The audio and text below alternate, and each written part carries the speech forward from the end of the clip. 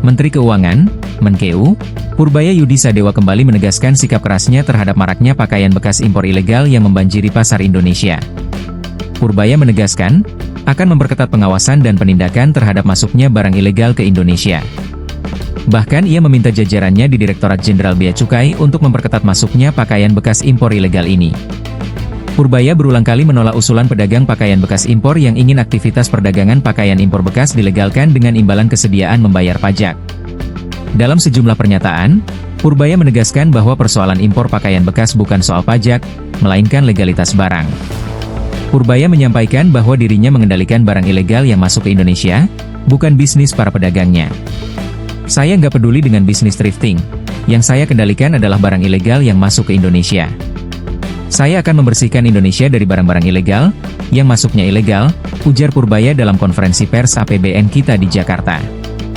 Namun, debat soal impor pakaian bekas terus memanas. Soal ini Purbaya justru mempertanyakan klaim dari pedagang thrifting tersebut. Sebab, sampai saat ini ia belum menerima bukti kuat mengenai dugaan pelanggaran yang dilakukan anak buahnya.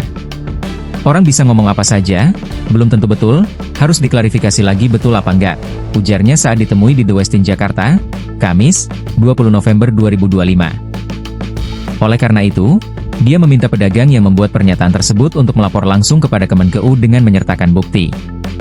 Menurut Purbaya, bukti yang valid diperlukan untuk menindak oknum pegawai Ditjen Bea dan Cukai yang diduga terlibat.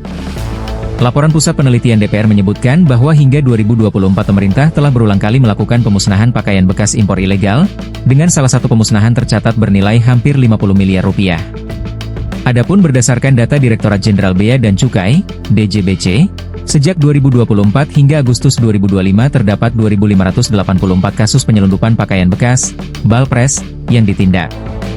Pada 2023, DJBC bersama kepolisian melaksanakan operasi gabungan yang berujung pada pemusnahan 7.363 bol preset pakaian bekas senilai sekitar 80 miliar rupiah.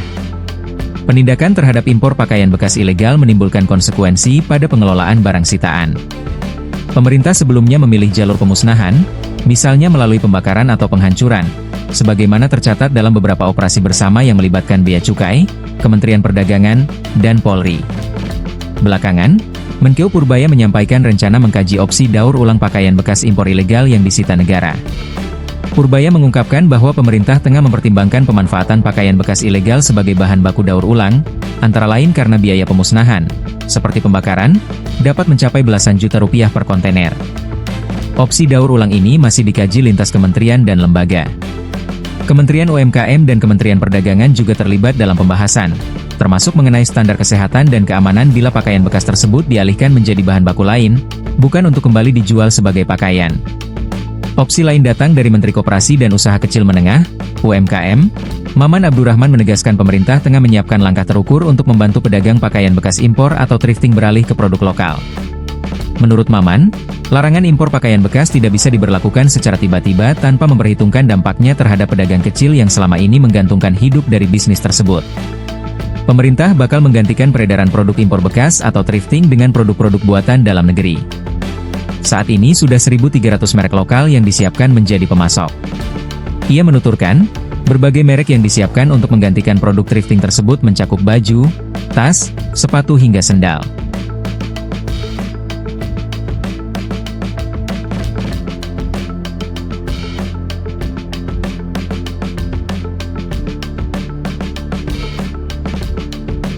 Download Tribun X sekarang, menghadirkan lokal menjadi Indonesia.